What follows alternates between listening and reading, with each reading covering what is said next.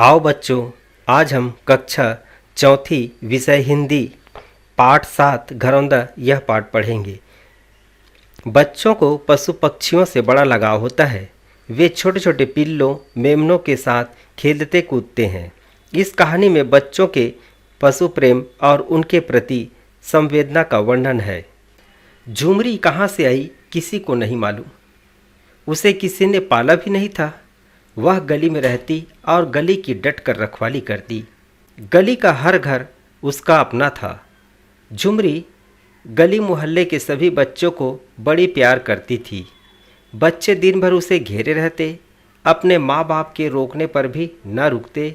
छिपा छिपा कर रोटी का टुकड़ा ले आते और उसे खिलाते। इस बार झुमरी के 5 पिल्ले पैदा हुए। बच्चों को खुशी का ठिकाना ना रहा। हर बच्चा उसे छू छू कर देखता और खुश होता। बच्चे कभी कभी उन छोटे पिल्लों को रोटी का टुकड़ा खिलाने का प्रयत्न भी करते, पर छोटे पिल्ले अपनी माँ का दूध पीकर ही मस्त रहते। तब कड़ाके की सर्दी पड़ रही थी। झुमरी और उसके पिल्ले खुले आसमान के नीचे ही ठंडी में रात बिताते थे। दूसरे दिन सब बच्चे ने देखा एक पिल्ला मर गया। तीसरे दिन एक पिल्ला और चल बसा। किसी ने कहा, बेचारा ठंड के मारे मर गया, इनका घर बनाना चाहिए। सब ने हाँ में हाँ मिलाई। हाँ, बेचारा का घर बनाना चाहिए। थोड़ी देर बाद सब अपने अपने घर चले गए। कौन घर बनाने की जहमत मोल ले।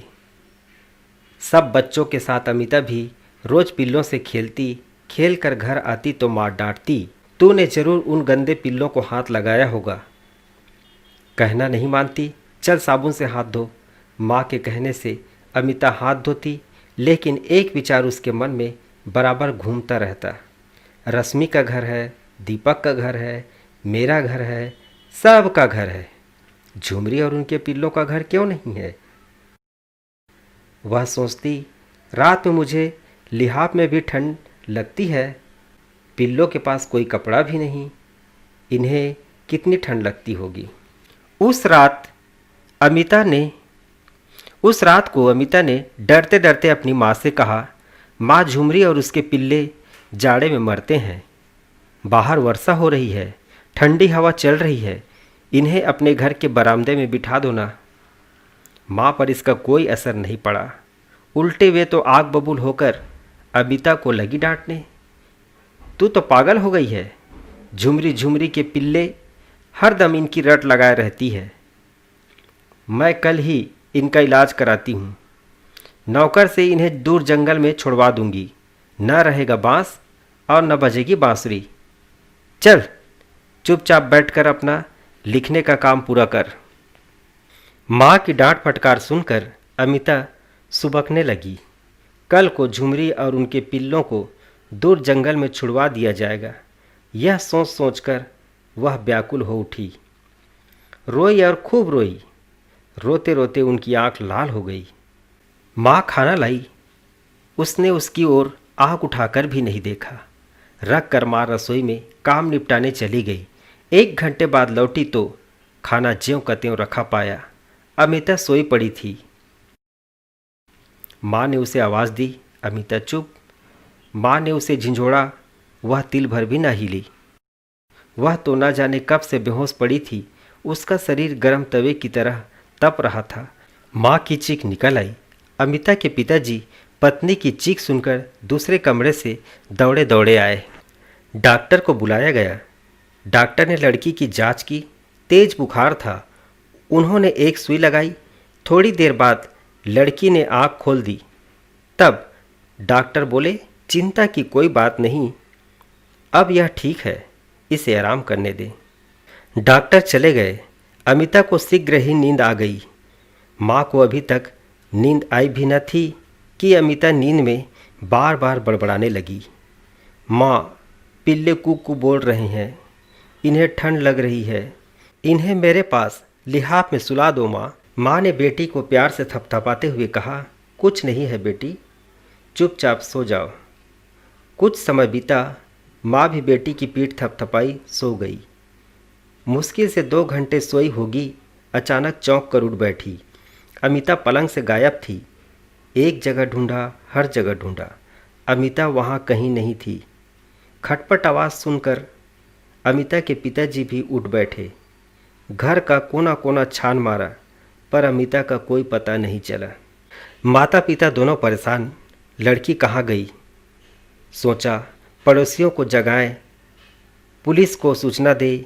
दोनों पति पत्नी बाहर गली में आए और उन्होंने पड़ोसी रहमान साहब के मकान की घंटी का बटन दबाया। रहमान साहब अपनी ऊनी चादर कंधे में डाले हुए दौड़े दौड़े बाहर आए। रहमान साहब को अमिता के माता पिता ने परेशानी सुनाई। भाई साहब, अमिता शाम से बीमार थी, वह अचानक घर से गायब हो गई है। यह तो बड़ी परेशानी की बात है। क्या तुम दोनों में से किसी ने उसे डांट तो नहीं दिया था? रहमान साहब ने पूछा। पति पत्नी दोनों में से कोई उत्तर न दे सका। अचानक रहमान साहब ने गली में दूर तक अपनी टार्च की रोशनी फेंकी। ऐसा लगा कि गली के दूसरे छोर पर कुछ है।